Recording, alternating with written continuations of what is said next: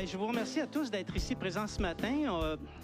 On va analyser, on continue un petit peu le message qu'on a commencé la semaine dernière. La semaine dernière, c'était un message qui disait « Daniel, homme de destinée ».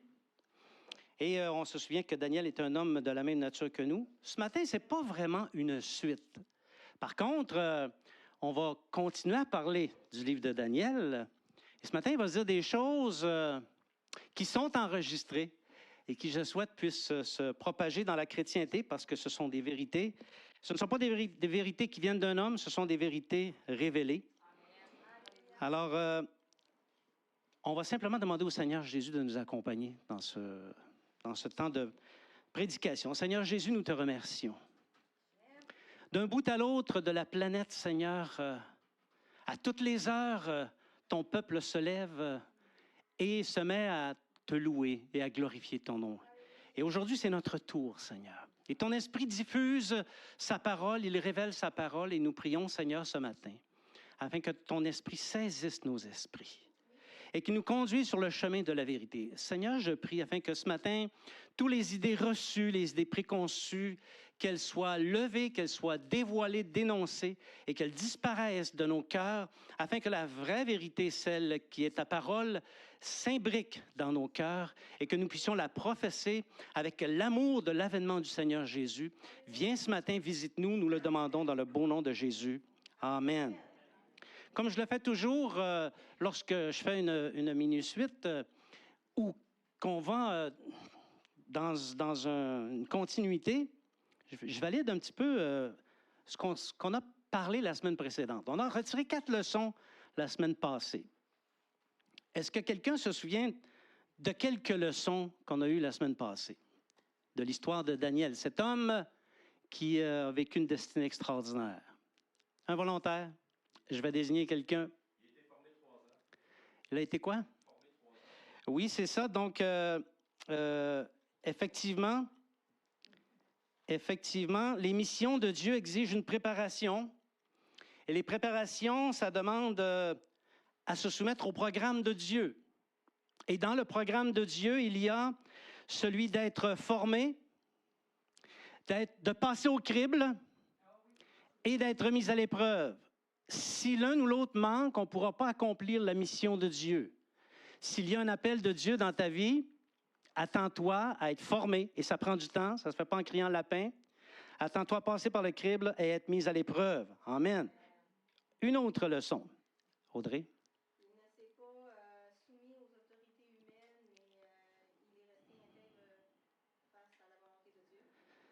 Exactement. Il a montré une personnalité empreinte de courage et de détermination qui lui a fait s'attacher à la loi de Dieu. Il a refusé de transgresser la loi de Dieu. Et parce qu'il a fait ça, le Seigneur a mis sa main sur lui. Il a obtenu la faveur du chef des eunuques, un dénommé Arioc, et il a pu transgresser, obtenir la permission de transgresser les codes humains. Alors, dans notre déroulement de vie chrétienne, qu'est-ce qui est préférable de transgresser? Les lois de Dieu ou les codes humains? Les codes humains. Mais on a besoin de la grâce de Dieu pour ça.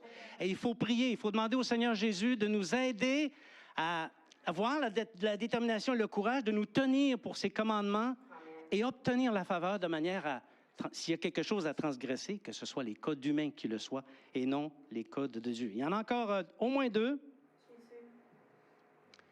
J'ai vu une main dans ce coin-là. Oui, Mireille? Il n'a pas accepté de se souiller en refusant de manger ce que... Oui, effectivement, ça rejoint la transgression. Il a refusé de transgresser la loi de Dieu. Est-ce que quelqu'un a une autre idée? On n'a pas parlé un petit peu que la piété suscite la persécution, il me semble qu'on a parlé de ça. La piété qui suscite la persécution. Oui, Martial? Moi, ce qui me touche un peu, c'est la préparation de cet homme-là par le Père. Et on voit qu'il a été rejeté. Ben, les personnes qui sont à l'œuvre, à l'heure actuelle, à travers le monde, qui ont été choisis par Dieu, ils vont passer des épreuves. Il n'y a pas d'en sortir de là. Exactement. C'est là qu'on se rend compte que Dieu, il a sa main. Peu importe, tu dis, oui, Seigneur, je veux te servir, mais à quel point tu veux me servir? Il y a un prix à payer, la persécution. Et la persécution, ça suscite, ça va toujours chercher les hommes pieux. Et il y a une constante qui se dégage. Piété, un gouvernement ou une autorité qui promulgue une loi perverse, c'est-à-dire qui transgresse l'alliance de Dieu, et ensuite l'accusation. Et c'est ça qu'on a vu dans le livre de Daniel, cette fameuse constante. Il en reste une dernière, on va voir si elle est plus difficile un peu celle-là. On va voir si... Mimi, bien que tu n'es pas supposé... C'est parce qu'il ne s'est pas enorgueilli, parce qu'il était quand même dans les plus hauts placés, et il n'a pas sombré dans l'orgueil. Amen. Bien, écoute, c'est parce que c'est Mimi, je dis oui, c'est très, très bon. Mais il y en a une autre. Les impasses dans le cheminement chrétien sont voulues par Dieu parce que Dieu veut démontrer la valeur de ceux qu'il a choisis et prouver à la face du monde qu'ils ont été éprouvés. Et c'est par le moyen des impasses que Dieu forme le caractère chrétien. Qui est dans des impasses au moment où on se parle? Ah, levez la main, commande. Qui est dans des impasses? Le Seigneur Jésus, c'est voulu par Dieu, premièrement. Et le Seigneur Jésus veut utiliser ça pour former votre caractère chrétien. Alléluia. Bien, écoutez, je vous félicite. Vous avez été bons. Vous avez été presque mieux que moi. Il a fallu que je travaille un peu pour les sortir. Donc, on va maintenant considérer les visions que Daniel a eues afin de tenter de percer les secrets des temps. Ça a l'air un petit peu prétentieux, les secrets des temps, mais Dieu a fixé des temps pour le monde. Dieu a fixé des temps pour Israël et pour les nations. Il a révélé à Daniel tous les secrets qui seront davantage détaillés par Jean dans son Apocalypse. Parce que le livre de Daniel et le livre de l'Apocalypse se lisent en conjonction. Amen.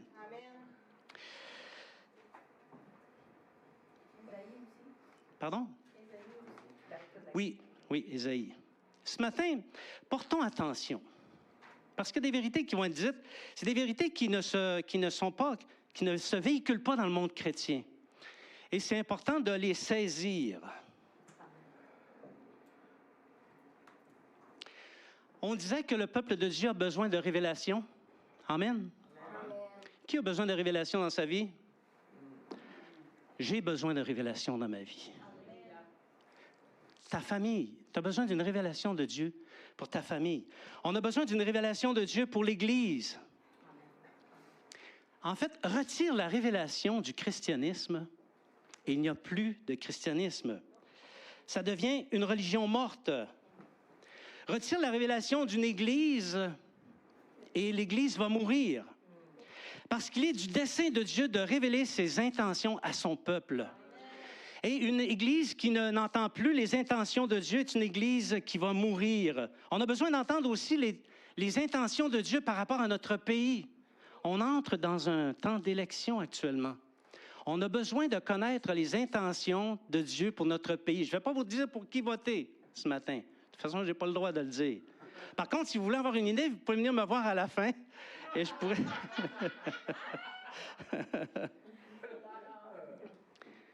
Vous savez que le christianisme, c'est la seule religion du monde qui contient les intentions de Dieu et toute la révélation concernant son salut, sa justice et ses intentions à l'égard du monde.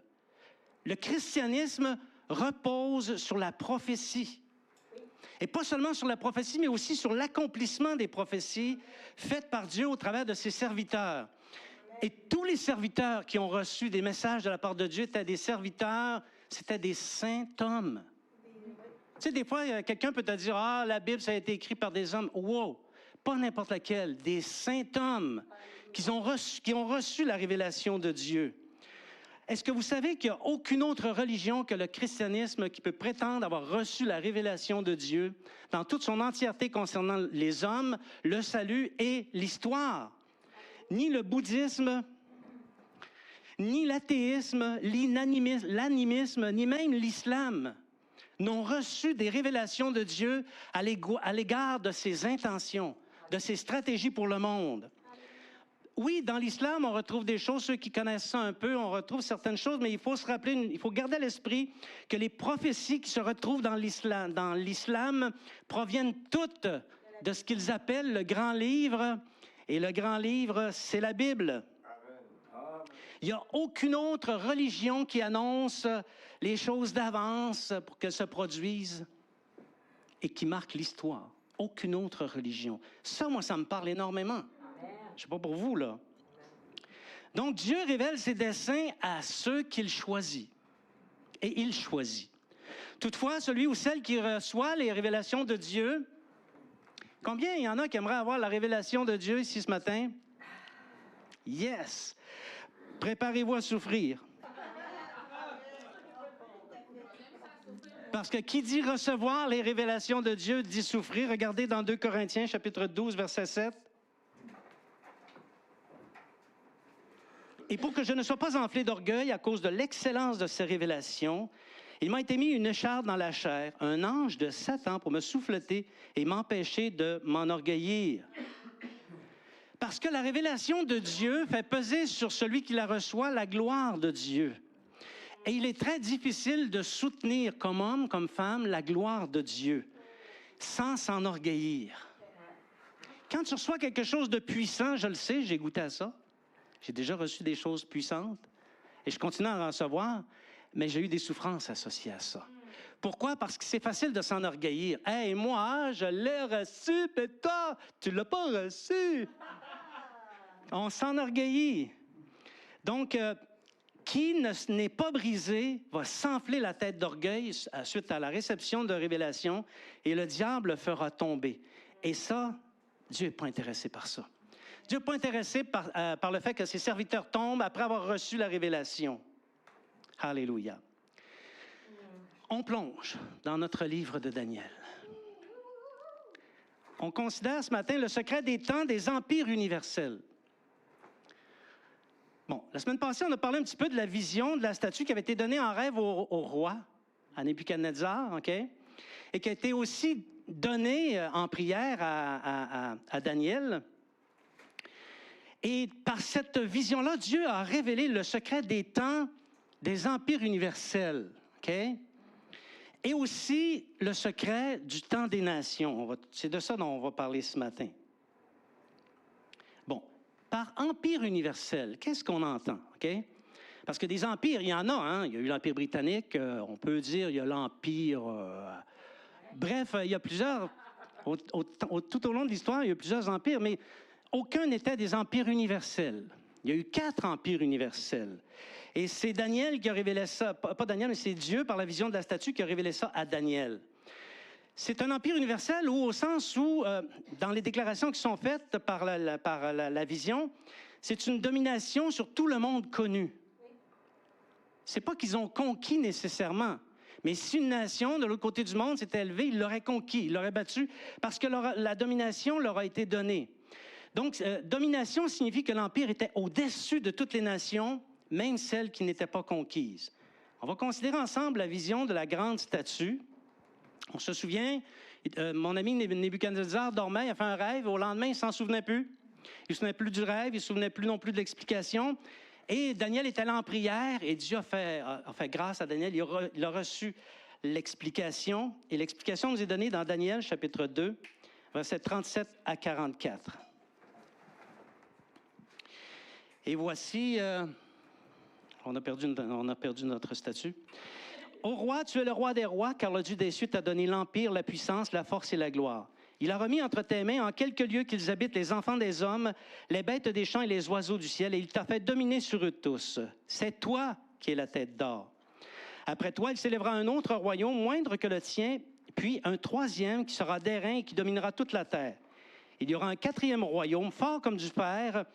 De même que le fer brise et rompt tout, il brisera et rompra tout, comme le fer met tout en pièces. Et comme tu as vu les pieds et les orteils en partie d'argile, de Poitiers et en partie de fer, ce royaume sera divisé, mais il y aura en lui quelque chose de la force du fer, parce que tu as vu le fer mêlé avec l'argile. Et comme les doigts des pieds étaient en partie de fer et en partie d'argile, ce royaume sera en partie fort et en partie fragile. Tu as vu le fer mêlé avec l'argile parce qu'ils se mêleront par des alliances humaines, mais ils ne seront point unis l'un l'autre, de même que le fer ne s'allie point avec l'argile. Dans la suite, dans le temps de ces rois, le Dieu des cieux suscitera un royaume qui ne sera jamais détruit et qui ne passera point sous la domination d'un autre peuple. Il brisera et anéantira tous ces peuples-là, et lui-même subsistera éternellement. Alléluia! Dieu révèle toute l'histoire de l'humanité depuis Daniel. Donc, si on considère l'histoire de l'humanité, il n'y a eu que 4 empires universels qui ont existé, et à qui il a été donné la domination sur tous les habitants de la terre en quelques lieux qu'ils se situent. Okay? Donc, on va le voir avec détail. Depuis la fin de l'Empire romain, il n'a été donné à aucune autre nation, malgré que le fait que la majorité des nations d'aujourd'hui sont plus puissantes que l'Empire romain. OK? Peut-être même la plus petite des nations aujourd'hui serait plus puissante que l'Empire romain. Mais néanmoins, il n'a été donné à aucune autre nation d'avoir la domination sur tous les peuples, sur toutes les langues. Les 4 empires concernés, je vais vous les expliquer, parce que c'est important de les saisir, de les comprendre.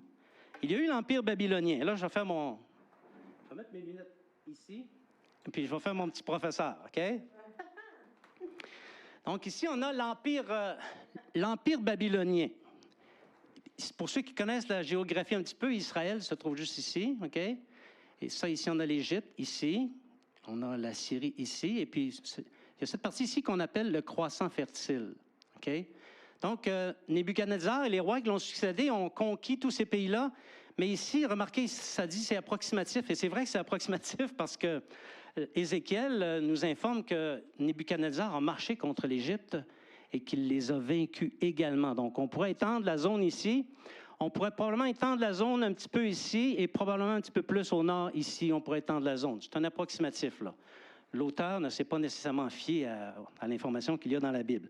Donc, ça, c'est l'Empire des Babyloniens. C'était pas mal le siège du monde à l'époque. Ensuite, les Babyloniens ont fait leur temps, il y a eu leur dynastie, puis ils ont fait la guerre. En fait, les Perses, les Mèdes et les Perses leur ont fait la guerre et les ont vaincus. Et là, les Mèdes et les Perses, ils ont étendu la domination, mais vous voyez, ce sont à peu près les mêmes nations constituantes. Donc, ici, c'est la Néo-Babylonie. Donc, Israël est ici, pour ceux qui suivent un petit peu, là. Vous voyez, on est encore dans le croissant fertile. On a tout l'Empire perse ici. L'Égypte a été... Donc, tout le monde connu de l'époque était sous la domination des Mèdes et des Perses. La tête d'or, c'est l'Empire babylonien. Le torse d'argent, ce sont les Mèdes et les Perses. Dans la statue, c'est ça, là, OK? Et ensuite, on a eu les jambes de bronze, qui est l'Empire grec. Donc, l'Empire grec, on suit encore le croissant fertile. On s'étend un petit peu plus au nord. Mais vous voyez, c'est pas mal les mêmes zones géographiques. Et l'Empire grec était les jambes de bronze. Ensuite, on a eu les pieds, OK, qui étaient faits de fer et d'argile. Et ça en a basé plusieurs, OK? Qui est l'Empire romain. L'Empire romain, vous voyez, beaucoup plus défini, beaucoup plus... c'est tout le monde connu de l'époque. Oui, il y avait des choses qui commençaient à se passer ici en Afrique, et un petit peu plus en Occident, mais c'est pas mal ici que les populations se tenaient. Donc, ça, c'est le 4e royaume. Il y a plusieurs commentateurs qui prétendent qu'il y a un 5e royaume. Je vais en parler un petit peu tout à l'heure. Ça, c'est une erreur d'interprétation magistrale, mais c'est pas grave. Donc, ça, ce sont les empires universels. Et les empires universels ont connu une fin. Ils ont été anéantis. La vision déclare que toute la statue a été anéantie par une pierre qui s'est détachée sans le secours d'aucune main. Et ça, on voit ça dans Daniel, chapitre 2, verset 34.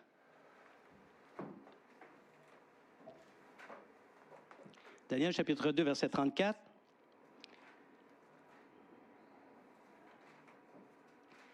On est toujours dans la vision de la statue. Donc, Daniel raconte au roi, il dit, « Tu regardais lorsqu'une pièce se détacha sans le secours d'aucune main, frappa les pieds de fer, d'argile de la statue et les mit en pièces. » Donc ici, il faut comprendre une chose. C'est que suite à l'impact de la pierre, la statue a été anéantie.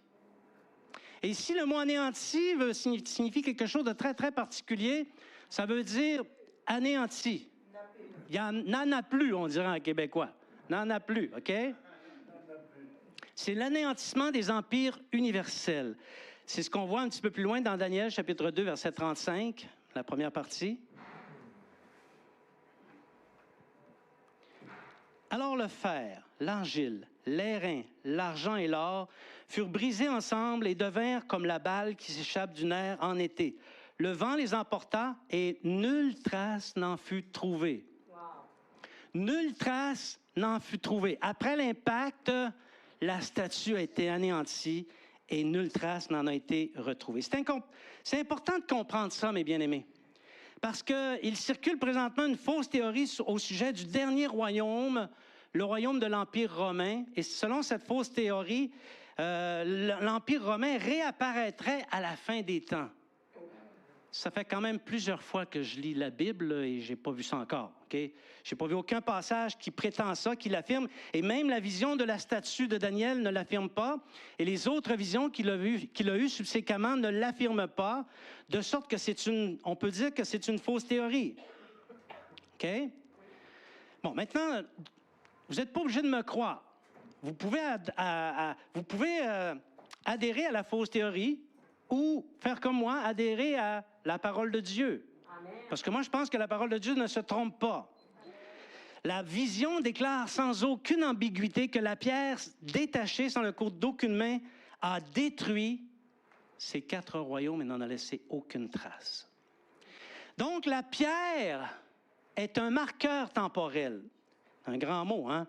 Elle vient séparer les temps. Il y a un avant la pierre et il y a un après. Or, je ne sais pas si vous êtes d'accord avec moi, mais il n'y a seulement qu'une pierre connue qui a produit un effet marquant dans l'histoire de l'homme. Et même aujourd'hui, le monde marque les temps selon la venue de cette pierre. Il y a les années avant cette pierre et les années après cette pierre. On va parler plus en détail de ça, soyez sans crainte, OK?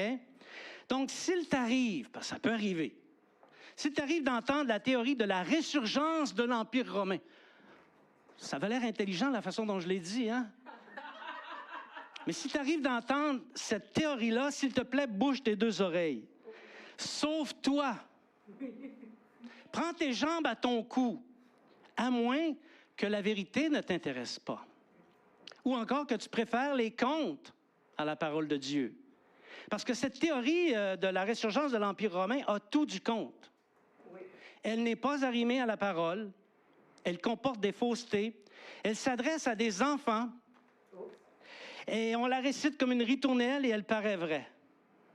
Attachons-nous à la vérité. Attachons-nous à ce que dit la parole sans nous laisser détourner par les conteurs.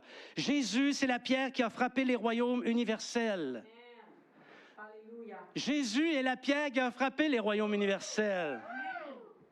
Alléluia. Dont celui des Romains et le christianisme, et ça c'est l'histoire qui le dit, le christianisme a fini par emporter tous ces royaumes qui n'existent plus. Amen. L'Empire romain n'existe plus. Il ne reparaîtra pas non plus. Alléluia. Amen. Merci Éric. Concentrons-nous sur la naissance du royaume de Dieu. Cette pierre n'est pas restée sans effet. L'histoire de l'humanité trouve sa continuité dans l'événement de la pierre qui s'est détachée sans le secours d'aucune main. C'est ce que dit Daniel, on l'a lu tout à l'heure, Daniel chapitre, la pierre qui avait frappé la statue devint une grande montagne et remplit toute la terre. C'est la deuxième partie de ce qu'on a lu tout à l'heure. Donc, il est arrivé un après l'impact. Après l'impact, la pierre est devenue une grande montagne et elle a rempli toute la terre. Ça aussi, c'est important de le considérer.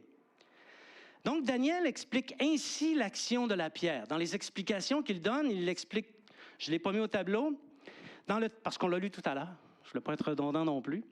Donc, dans le temps de ces rois, le Dieu des cieux suscitera un royaume qui ne sera jamais détruit et qui ne passera point sous la domination d'un autre peuple. Il brisera et anéantira tous ces royaumes-là et lui-même subsistera éternellement. Donc, il y a un royaume qui a pris naissance suite à l'impact de la pierre et la statue. Et c'est précisément dans le temps du dernier empire universel, l'Empire romain, que la pierre s'est détachée par l'action de Dieu et non par la main de l'homme, par une main humaine. Le Fils de Dieu s'est détaché du royaume céleste, il a pris une forme humaine et il est devenu la pierre de fondation de l'Église, qui est le royaume de Dieu sur la terre. Amen. Amen. Matthieu chapitre 16, verset 18. Jésus parle, Matthieu chapitre 16, verset 18. On va vous laisser le temps de chercher.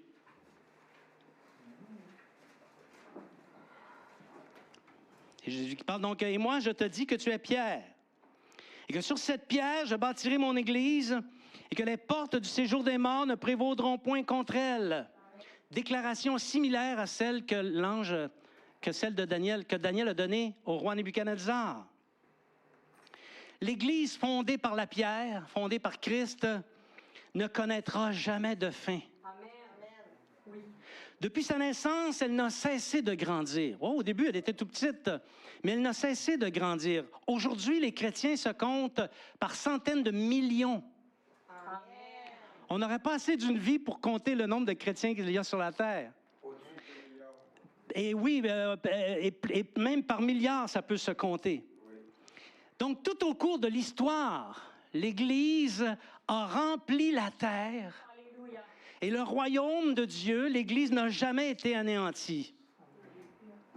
Oui, elle va être persécutée à la fin. La Bible nous montre qu'il y a une période de 42 mois à la fin où l'Église va être persécutée, juste avant le retour du Seigneur Jésus, OK? Mais elle va être là jusqu'à la fin. Alléluia. Jusqu'à la fin. Donc, voilà le temps, bien-aimé, du secret des temps des empires universels. Il faut comprendre ça. Si on ne comprend pas ça, on ne peut pas, après ça, comprendre les autres prophéties. Et à mon avis, là-dessus, on n'a pas besoin des livres qui sont écrits par Pierre-Jean-Jacques. On a besoin juste de la parole de Dieu, de croire ce qu'elle dit. Moi, je crois ce qu'elle dit. La statue qu'a vue Nebuchadnezzar, de même que Daniel, comporte un autre secret des temps. Le secret des temps des nations. Le temps des nations. Est-ce qu'il y en a quelques-uns parmi vous qui ont déjà entendu parler de ça, le temps des nations? Levez la main. Hey, les vieux, là, normalement, vous devriez tous lever vos mains. OK? Vous pouvez leur baisser, sinon on va découvrir votre âge. D'une façon générale, le temps des nations, c'est une expression qui est connue, parce qu'on la voit dans la Bible, mais elle est ramenée aux temps qui vont, écoutez-moi bien, qui vont de la destruction de Jérusalem en 70 après Jésus-Christ, je devrais plutôt dire en 70 après la pierre, OK, jusqu'au rétablissement d'Israël. Donc ici, c'est un découpage quand même dans l'histoire qui est fait grossièrement et qui nous oblige à tirer des conclusions tout autant grossières. Comme par exemple d'affirmer qu'avec le rétablissement d'Israël, tout est accompli et le retour du Seigneur est imminent. Erreur d'interprétation. OK? Donc, toutefois, le temps des nations doit être découpé. OK? Sauf qu'on doit le découper conformément aux paramètres indiqués par le Seigneur. Il nous les a donnés, les paramètres, OK? Et non seulement le Seigneur nous les a donnés, mais les apôtres aussi nous en ont parlé. Et si on ne retient pas le découpage qu'ils nous ont donné, il y a risque de ne pas voir venir le royaume, le rendez-vous, pardon, le rendez-vous tant attendu. Il y a risque d'expérimenter la déception.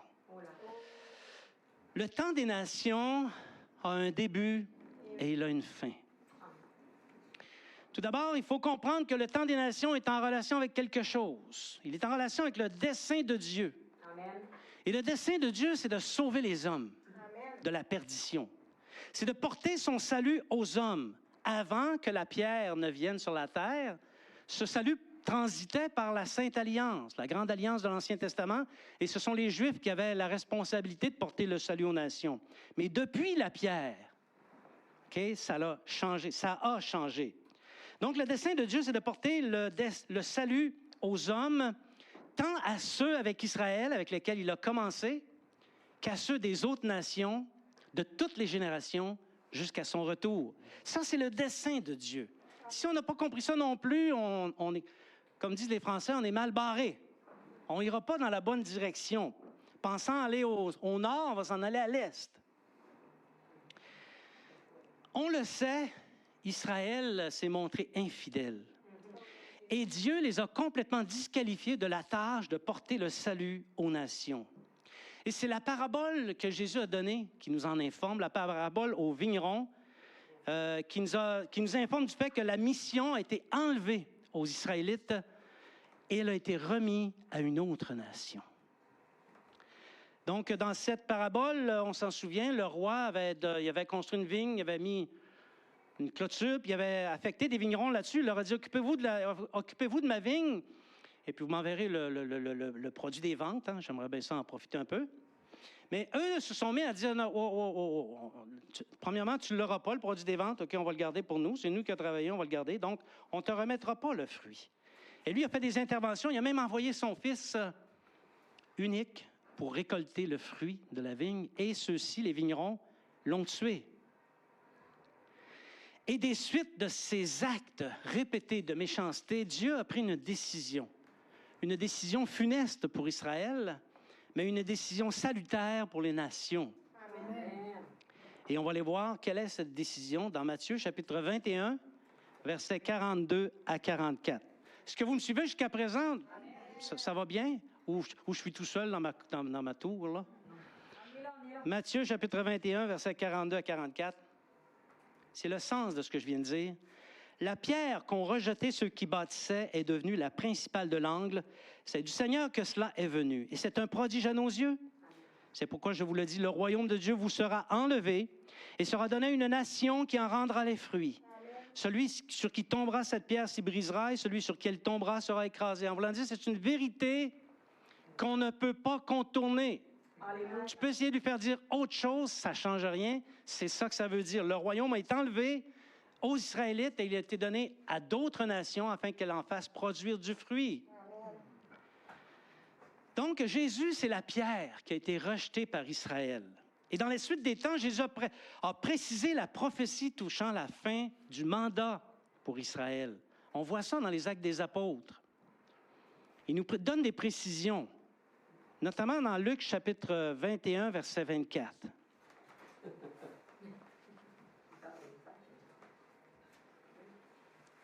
Donc, il nous parle un petit peu de ce qu'Israël va vivre, comment ça va se passer, le transfert. Ça va être assez violent. Luc, chapitre 21, verset 24. Ils tomberont sous le tranchant de l'épée, ils seront emmenés captifs parmi toutes les nations, et Jérusalem sera foulée aux pieds par les nations, jusqu'à ce que les temps des nations soient accomplis. Ils l'ont perdu. Et ça a été donné aux nations. Donc, les temps des nations doivent s'accomplir. On peut parler de maintenant jusqu'à demain matin, à la même heure de la fin des temps, puis de dire que c'est demain matin que ça va arriver. Mais si le temps des nations n'est pas terminé, la fin du monde ne peut pas arriver, bien-aimés. Alléluia. C'est pas moi qui le dis, c'est le Seigneur Jésus. OK? On va revenir un petit peu à la montagne. Parce que la pierre s'est détachée, elle a frappé la statue. Et elle est devenue une grande montagne. On a vu que la montagne, c'est l'Église de Christ parmi les nations. Alléluia. Alléluia. Donc, Daniel dit qu'elle est devenue une montagne immense et que son règne sera éternel. Et vous le savez maintenant, il s'agit de l'Église de Christ. Okay? Même pour l'Église, il y a sept cycles de passation. Il y a 7 cycles de passation des pouvoirs, parce que même les nations, il va leur arriver de perdre le mandat et ça va être donné à une autre nation. Il y a 7 cycles comme ça, où une nation a le mandat, elle le fait valoir, elle le perd, et le mandat passe à un autre. Okay? Donc, au début, l'Église était judéenne. Ici, je ne vous apprends rien, là. Hein, il n'y avait que des Juifs au début. Et progressivement, ensuite, elle est devenue l'Église parmi les nations. Et ça a commencé à Antioche. Le décret de passation de la grande mission est passé de l'intermédiaire des païens et est passé aux païens par l'intermédiaire de l'apôtre Pierre. Vous vous souvenez tous dans quelles circonstances? Il avait faim, il est monté en haut pour prendre, en attendant que le lunch soit prêt, que sa sandwich puis sa soupe soit prête. Et pendant qu'on préparait le lunch, lui, il a vu une vision qui est arrivée par 3 reprises, cette nappe qui est descendue du ciel et qui lui disait, ce que Dieu a déclaré pur, toi ne le regarde pas impur, parce que les Juifs considéraient les païens comme étant impurs. Il fallait une vision comme celle-là pour que le royaume puisse être ouvert aux nations. OK?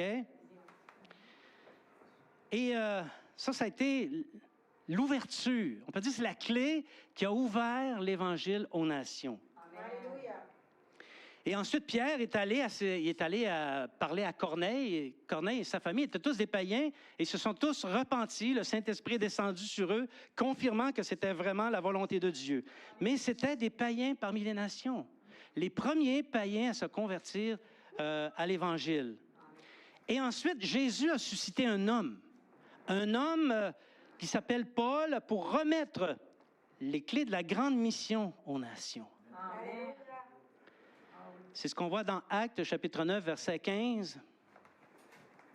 Actes, chapitre 9, verset 15. On se souvient de cette histoire-là. Mon ami Paul a vu Jésus et il a été aveuglé. Il est allé devant un certain Ananias qui a prié pour lui et des écailles sont tombées. Mais lui, il ne voulait pas prier pour Paul parce qu'il disait que c'est un meurtrier. Et le Seigneur lui est apparu, lui a parlé, lui a dit, va, car cet homme est un instrument que j'ai choisi pour porter mon nom devant les nations, devant les rois et devant les fils d'Israël. Amen. Et même l'apôtre Paul, est-ce que vous me suivez jusque-là? Oui. Il y a un lien. C'est biblique ce que je vous prêche là. Je ne vous compte pas des histoires, OK? Le livre des Actes nous parle de ce que Paul a reçu. Lui-même, il a reçu une parole de Dieu dans Actes, chapitre 13, verset 47.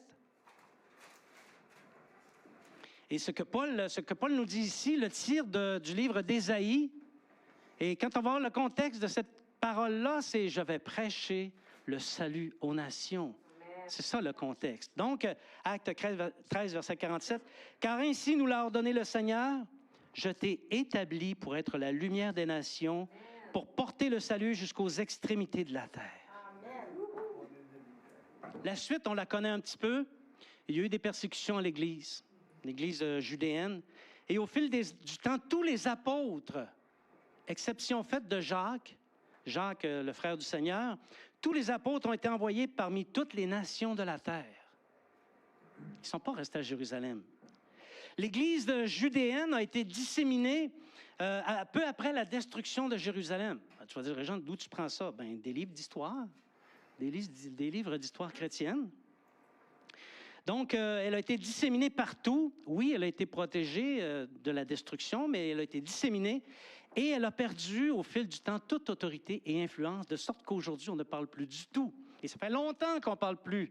Dès le 1er siècle, on ne parlait plus de l'autorité de l'Église judéenne. Donc, l'Église est passée définitivement d'Israël aux nations. OK? En fait, de l'Église dans les nations. Et c'est ainsi que se sont accomplies les prophéties et le royaume de Dieu, la grande mission, appartient maintenant aux nations du monde. C'est à nous. Mais même le temps des nations va avoir une fin. Apocalypse, là, je vous indique la fin du temps des nations. Je ne viendrai pas dire que je vous ai laissé dans le flou. Je vous ai donné le commencement, là, maintenant, je vous donne la fin. OK? Apocalypse, chapitre 11, verset 2.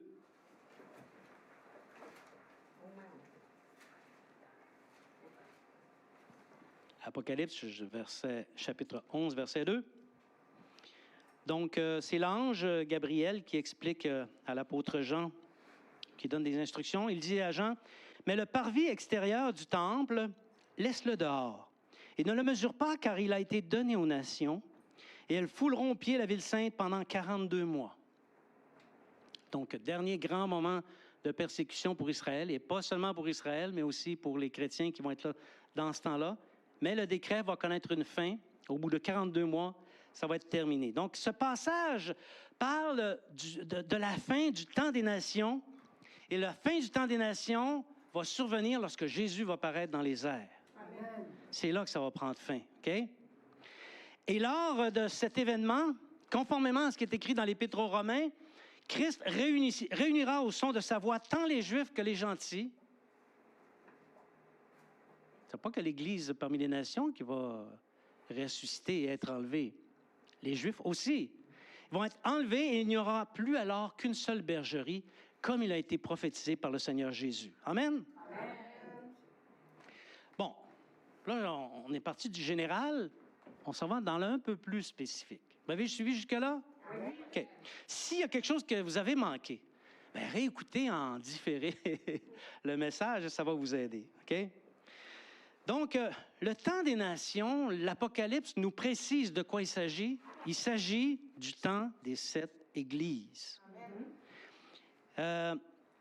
C'est à Jean qu'a été donnée la révélation des choses qui concernent la grande montagne et il en a reçu tous les détails jusqu'à ce que le royaume soit remis à Christ. Donc, on y apprend que 7 églises sont mandatées. Oui, quand on parle les 7 églises, je vais les nommer tout à l'heure, ce sont des églises qui ont existé. Mais comme la prophétie a toujours plusieurs portées, ça signifie autre chose aussi. Ça signifie également les nations, on va le voir, les nations qui ont reçu le mandat de porter le salut aux autres nations du monde. OK? Il se trouve 7 nations au milieu de lesquelles l'Église porte le salut au monde. Et ça, c'est important de bien le saisir aussi. Donc, Jean les appelle par le nom des nations dans lesquelles elles se trouvent. Il ne l'appelle pas l'Église. En fait, il l'appelle l'Église, mais on sait que ce sont les nations. OK? Apocalypse, chapitre 1, verset 11. Ce que tu vois, écris-le dans un livre et envoie-le aux 7 églises. À Éphèse, à Smyrne, à Pergame, à Thyatire, à Sardes, à Philadelphie et à Laodicée. Même si l'Église de Rome semble avoir été influente au 1er siècle, ce n'est pas elle qui a été la première nation, c'est l'Asie mineure. C'est à partir d'Éphèse que l'Évangile s'est propagé dans tout le monde. C'est ce que le livre des Actes nous dit. Donc, la première Église qui est caractérisée par le nom d'Éphèse, c'était l'Asie mineure. C'est pour nous parler de cette grande région qui avait la responsabilité de porter le salut dans les autres nations. Okay? D'autres nations se sont succédées dans lesquelles il y avait l'Église de Christ. Okay? Et les découpages dans leur cycle, dans le temps et dans l'histoire, font l'objet de plusieurs interprétations. Mais ce n'est pas catastrophique, OK? Il y a un docteur qui s'appelle John Alexander. Je ne viendrai pas dire que je ne donne pas mes sources. Je les donne, mes sources, OK? Qui, lui, a séparé ça en 7 époques qui vont de Jésus-Christ jusqu'à 100 après Jésus-Christ, de 100 à 400, qu'il appelle l'Église des catacombes. Lui, il ne l'a pas caractérisé par la nation, il l'a caractérisé par ses caractéristiques propres. Ensuite, de 400 à 600, l'Église depuis Constantin. Ensuite, de 600 à 1600, l'Église romaine, c'est comme ça qu'il l'appelle. De 1600 à 1700, l'Église réformée, avec notre ami M. Luther, c'est ça. Et l'autre Église qui suivrait, ça serait Philadelphie. Lui, il appelle l'Église occidentale, qui serait Philadelphie, qui va de 1900 jusqu'à aujourd'hui. Et ensuite, il y a encore Laodicée à apparaître. Donc, ici, je n'ai pas l'intention de dire que je connais tout. Okay? Mais on peut se référer à ce que nous savons. Amen. Depuis la réforme, Éphèse, ça fait aucun doute. Le découpage d'Éphèse, il ne fait aucun doute. Okay? C'est peut-être après, il faut faire des recherches pour découvrir à quoi il correspond, quelle était vraiment la nation qui portait le salut aux nations. Mais il y a une chose qu'on sait, c'est que depuis la Réforme jusqu'au 18e siècle, c'est la nation de Sardes qui correspond à la Grande-Bretagne qui portait le salut aux nations. Et ici, on a des témoins de ça. Hein, Lindsay? C'est des gens de l'Église de Sardes qui ont porté l'Évangile dans l'île de Madagascar, la Société missionnaire de Londres. Donc, si Lindsay est ici ce matin, c'est un peu grâce à cette... en partie, un peu, hein, grâce à cette œuvre. Donc, ce sont eux qui portaient le salut aux nations et au terme de son mandat, ce n'est plus la Grande-Bretagne. Ils ont perdu, on est passé à un autre cycle. Donc, la grande mission est allée à Philadelphie, qui est l'Amérique du Nord. Et c'est encore elle qui agit de nos jours. C'est l'Amérique du Nord qui envoie des missionnaires partout dans le monde. Oui, ça peut changer. Oui, le cycle va prendre une fin et lorsque Philadelphie aura terminé son travail, Laodicée prendra la relève. Mais il n'y a rien qui dit que ça va être un beau travail de la part de Laodicée, hein? Donc, bientôt, néanmoins, ce sont eux qui vont avoir le fardeau. Mais nous sommes encore dans le temps du travail de l'Église, de la nation, si on veut, de l'Église dans la nation de Philadelphie ou de l'Amérique du Nord. Alléluia. Et lorsque le temps du mandat de Laodicée sera terminé, lorsque le dernier converti viendra à la foi par le travail missionnaire de Laodicée, alors Christ paraîtra dans les airs. Alléluia. Donc voilà les secrets des temps des nations. C'était pas si compliqué? Non. Est-ce que vous avez aimé ça? Oui. Oui. Mais on n'a pas tout dit, hein? Il y a encore plusieurs secrets à vous entretenir, comme par exemple le secret des temps du mystère de Dieu, qui est le temps de séduction de l'Antéchrist. Est-ce que vous aimeriez qu'on revienne là-dessus et qu'on en parle à nouveau? Oui. Sauf que ça ne sera pas la semaine prochaine. Ah, come on, là! Parce que la semaine prochaine, c'est quelqu'un d'autre qui va amener la parole de Dieu, parce que c'est la semaine de l'Action de grâce. Puis l'expérience démontre qu'en cette matière, parfois, il faut prendre un temps d'assimilation, un temps de repos pour assimiler, n'est-ce pas? Donc, la semaine prochaine, on va avoir un message particulier, un message particulier à la fête de l'Action de grâce. Et la semaine suivante, vu que vous me donnez l'autorisation, je vais m'entretenir avec vous des autres secrets des temps qui ont été donnés à Daniel. Et j'ose espérer qu'à ce moment-là, vous serez en plus grand nombre que ce matin, que vous allez inviter des amis, que vous allez inviter des frères et des sœurs qui veulent en savoir davantage sur les secrets des temps. Alléluia. Alléluia. Je vais inviter des musiciens ici. Bien-aimés, le Seigneur, je crois sincèrement et je crois profondément que le Seigneur Jésus ne veut pas que nous demeurions dans l'ignorance. Nous sommes la génération qui a connu le plus de connaissances sur toutes sortes de sujets, incluant les sujets doctrinaux. Mais sur la question de la fin des temps, nous sommes plus ignorants que toutes les églises qui nous ont précédés. Parce que des docteurs d'erreurs sont venus, ils ont introduit des erreurs, et tout ça, ça fait en sorte que le chrétien, monsieur, madame, tout le monde, est devenu mêlé. Il est incapable de démêler les choses, et parce qu'il est incapable de démêler les choses, il ne lit pas. Il ne lit pas l'Apocalypse, il ne lit pas les prophètes. Et ça contribue à perpétuer un état d'ignorance, et ce n'est pas la volonté de Dieu. La volonté de Dieu, c'est qu'on connaisse ces circonstances, qu'on connaisse les époques et les temps, de manière à ce que lorsqu'ils se présentent, on soit prêt. Alléluia. Et non seulement qu'on soit prêt, mais qu'on soit capable de témoigner à nos congénères, à ceux qui nous environnent, que la prophétie biblique est vraie. Et que derrière la prophétie biblique, il y a un Dieu qui sait toutes choses, et ce Dieu peut sauver. C'est même un outil d'évangélisation. Oui, il y a eu des abus dans les interprétations, mais la vérité est accessible. Elle est accessible. Nous avons le Saint-Esprit. Nous avons la parole. Arrêtons de nous en remettre au docteur et remettons-nous-en à ces deux éléments qui sont hyper puissants dans mon livre à moi. Amen. Alléluia. Et quiconque aime la vérité, quiconque aime l'avènement du Seigneur va pouvoir progresser en esprit et en vérité. Les visions de Daniel exposent les desseins du Seigneur pour le salut du monde, pour l'action de sa justice, mais aussi pour le dévoilement des mystères à venir. Ils sont accessibles et les interprétations qui sont proposées ici, même si elles sont différentes de ce que peut-être tu as entendu depuis que tu es jeune chrétien, peut-être qu'elles sont différentes, elles sont néanmoins conformes à la vérité. Amen. Des histoires de ma grand-mère, j'en ai entendu une et une autre depuis que je suis chrétien, OK? Et je peux te dire que ça, c'est la vérité. Alléluia. Aimons la vérité. Oui, oui. Aimons les prophéties. Recherchons la vérité en étant animés par l'amour de l'avènement du Seigneur. Est-ce que l'amour de son avènement t'anime? L'amour de son retour prochain, est-ce que ça t'anime? Est-ce que ça t'habite? Si ça t'habite, tu devrais rechercher. Et le Seigneur va honorer ta foi. Amen. Alléluia. Il va te révéler ses desseins qui sont cachés depuis toute l'éternité. Amen. Je vous invite à vous lever.